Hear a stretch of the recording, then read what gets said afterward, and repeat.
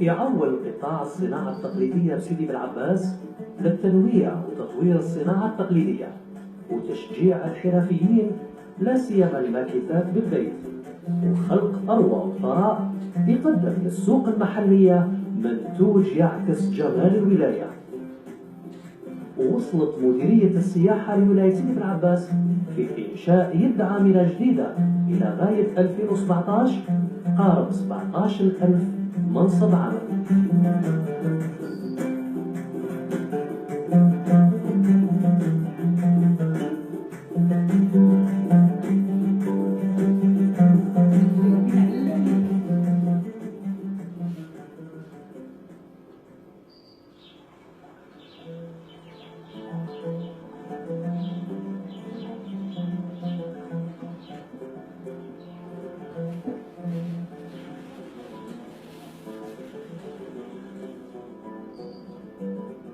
La Khaïma de Sidi Abbas. C'est une maison d'hôtes qui se trouve à 8 km de Sidi Abbas.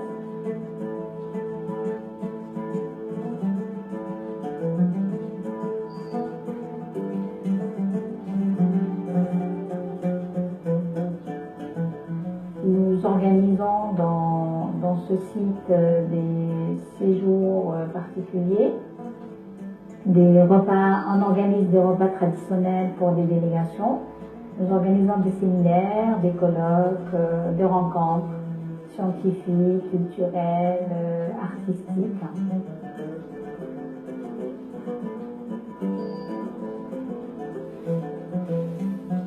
Nous disposons dans cette auberge environ 40 lits. Et nous proposons des repas typiquement traditionnels, des repas de la région. Par exemple, on a soit un repas couscous aux légumes, soit un muhammad avec le harira, soit un muhammad de roguet. Le roguet, c'est typiquement de la région de Sidi Abbas, Mascara, Saïda, etc.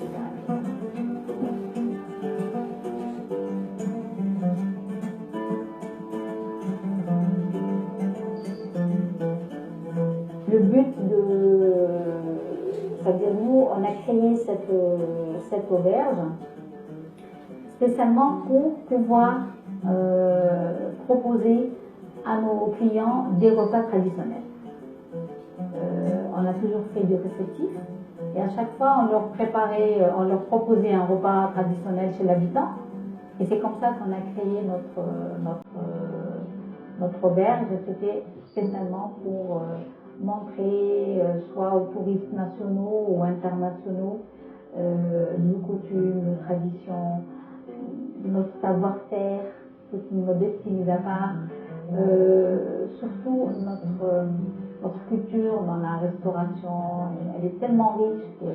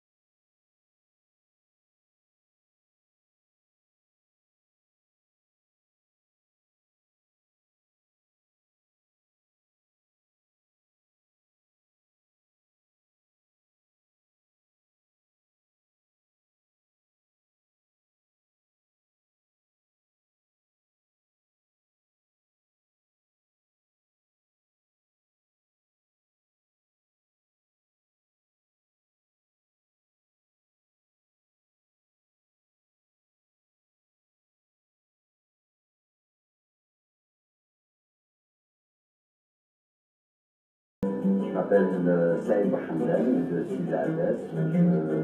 Je suis le propriétaire des lieux, enfin le copropriétaire avec mon épouse, Gadi Zahira, que vous avez eu l'honneur de connaître précédemment. Créer un site touristique. Et pour réaliser ce site touristique, il fallait avoir un petit peu la main bricoleuse. Et comme je suis bricoleur moi-même et j'adore le côté artistique des choses, donc la première des choses que j'ai fait ici, c'est un atelier. Que vous voyez ici, un modeste atelier. Et c'est ce qui m'a permis de réaliser tout, je ne dirais pas tous les petits ouvrages que vous aurez l'occasion de voir sur ce site, tant sur les cascades, que sur les lustres, que sur les objets que vous trouverez à droite et à gauche. Toute la boiserie a été faite de mes propres mains. Et je fais ça avec plaisir. C'est pas par corvée ni par obligation. J'adore travailler de mes mains, j'adore bricoler de mes propres mains et c'est pas un truc qu'on peut faire du jour au lendemain. C'est pas un bricolage de 24 heures. C'est tous les jours une idée qui a suivi l'autre. Et de par ma fonction qui est dans le voyagisme, c'est-à-dire dans le tourisme, et tout en restant dans le patrimoine national, j'essaie de développer ça. Et de là, c'est là où j'ai eu les idées de faire les petites cascades, les petits jets d'eau que vous avez vus en pierre, en bois. Et vous remarquerez que je me rapproche beaucoup de l'écologie. Je suis quelqu'un qui essaie de sauvegarder un maximum l'aspect paysage. Je veux que ça reste dans le côté naturel des choses. C'est pour ça que j'ai utilisé beaucoup plus le bois, la pierre. Mais quand on voit de la verdure, l'œil se repose, le moral se repose, et on a toujours l'impression qu'on est en vacances. Entre autres, comme je représente une association de Fantasia de la région de l'Ouest, de Sidi Abbas, qui est exactement de Téhéran, c'est Oulad Haj Amkri, et donc je suis le représentant, enfin, on ne peut pas dire président de l'association. Et voilà, donc j'organise des Fantasias, et c'est moi-même qui fabrique les fusils de Fantasia que vous voyez là à côté, qu'on utilise pour la Fantasia, du moment que c'est un produit qui n'est pas commercialisable en Algérie, donc je suis contraint de le fabriquer moi-même pour le plaisir de conserver ce patrimoine national qui est quand même très très important parce qu'on a tendance à l'oublier et on a tendance à voir que ce produit disparaît. Et j'y tiens tellement. Je suis cavalier depuis plus de 35 années et cavalier plus exactement dans le côté arabe, Fantasia. J'ai commencé à faire de l'équitation comme tout le monde quand j'étais jeune, et ensuite j'ai préféré bifurquer vers la Fantasia parce que j'aime beaucoup le côté traditionnel. C'est par défaut professionnel comme je suis dans le tourisme. Donc c'est pour ça que maintenant je développe carrément un club équestre mais traditionnel, avec des élèves que je forme pour faire des représentations, Inch'Allah, à travers tout le territoire national. Le tourisme international a tendance à ne pas fonctionner très fort en Algérie. On essaie de tout faire pour le développer.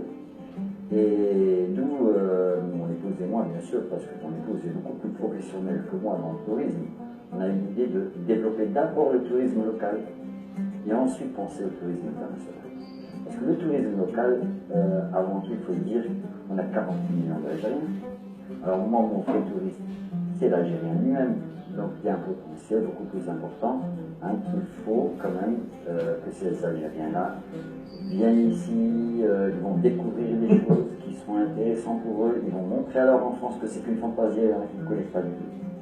Ils vont montrer à leur enfance que ça veut dire que protéger la nature, l'environnement, l'IA, protéger une fleur, la caresser, lui parler, lui expliquer que cette fleur a une vie. Et c'est ce côté-là que je veux montrer aux enfants et aux familles algériennes, parce que les vrais tourismes, le vrai tourisme pour moi, c'est l'Algérien d'abord. Et l'étranger, alors c'est à la vie, quand il sera là, on va dire, bien sûr. Mais la priorité, c'est pour les Algériens. Ce que je veux dire par rapport à la chaîne Média TV, qui est cette émission qui s'appelle Tahwissa, je pense que celui qui a eu l'idée de nommer cette émission Tahwissa, il a une idée de génie, parce que Tahwissa veut dire la promenade, la balade, faire une balade à travers tout le territoire national, montrer tous les produits nationaux, et ça c'est grâce à l'IA. Donc je pourrais dire que c'est une chaîne très très importante parce qu'elle met en valeur d'abord tous les produits nationaux, tous les territoires. Et quand même, on a un très beau pays. Il est classé parmi les 10 plus beaux pays du monde. Il ne faut pas oublier que notre pays possède toutes les natures, je dirais, du sud au nord. On a un littoral magnifique. On a la neige, on a le Shlera, on a le Sahara, on a tout dans un seul pays. On a un très beau pays. Et grâce à la chaîne immédiate, qui nous permet de voir tous les coins, parce qu'il y en a qui ne connaissent pas. Et il faut les encourager. Et je remercierai énormément pour leur visite sur notre site Rema et pour tout ce qu'ils ont fait pour, comme